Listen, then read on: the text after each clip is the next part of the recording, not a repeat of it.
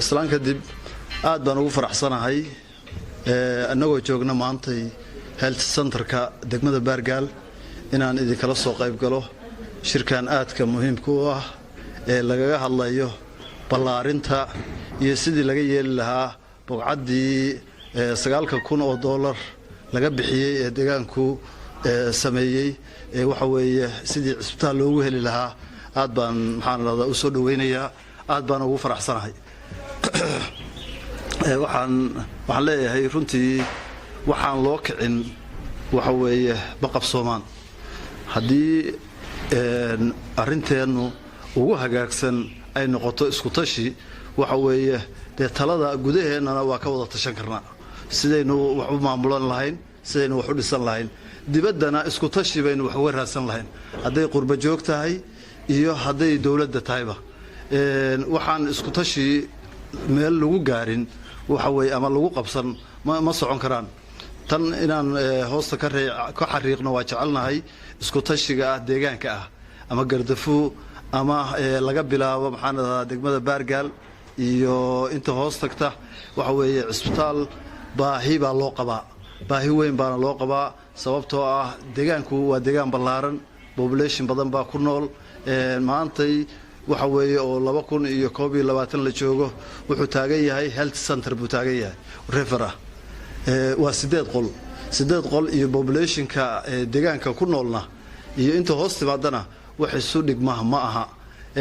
runtii talada waxa weeye maalin bay timaadaa maantay haddii taladii ilaahayna soo siiyay inaynu maxaan ka fikirno war 8 qol waxa weeye oo referal ah oo waxa weeye health mother and children loogu talagalay deegaankii ma qaadi karo aynu samaysano isbitaal waa samaysan karnaa anagu mid baa nasaaran maamul ahaan waxaana saaran inaanu deegaanka u qareedho hadday wasaarad tahay iyo haddii ay maxaan raahdaa iyo hadday hay'ad international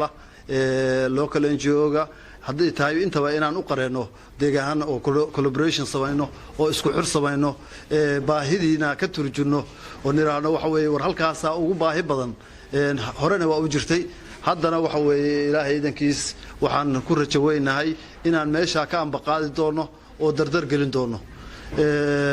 wixii ilaahay inoo keeno waxa weeye ilaahay baa ina siiyay ama hay'adaha nooga yimaado ama maxaanada ama dawladdeenu waxay nagu taageertay laakiin dawladdu waxa og tahay inta badan waxa weeye systemkii la soo maray weeye laakiin hay'ado ayaa maxaan radaa hawlahan badi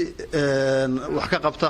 wasiirka caafimaadkana waxa weeye qoraal horena waa ka wada hadalnay haddana waa ugu tageynaa insha Allah laakiin inaga deegaan ahaan waxa iyo maamul ahaanba waxa loo ka baahan yahay waxa weeye arinta maanta aynu soo qaadnay oo bogcadda hadda aynu dul tagi doono inaynu wixii ka dameeya nidaamkii iyo gudoomiyaha degmada iyo councilkii waa dhan yihiin inaynu maxaan radaa sameeyno barnaamij cisbitaalkii waxa weeye lagu hawlgalo taliska booliska ayaa naga dhamaaday wixii ka dameeyana aynu u soo jeensano cisbitaal iyo ballaarin sidaynu u sameyn lahayn haddaynu 4 qol 5 qol maantaan 2 qol dhisno bari 2 qol waxa weeye maxaan radaa 2 qol waa ku dari karnaa laakiin horta dadaalkeedii iyo taladeeda in la nimaadno qurba joogta waxaan ugu baaqayaa deegaanka u dhalatay ilaahay wax siiyay inay iyaguna ka qayb qaataan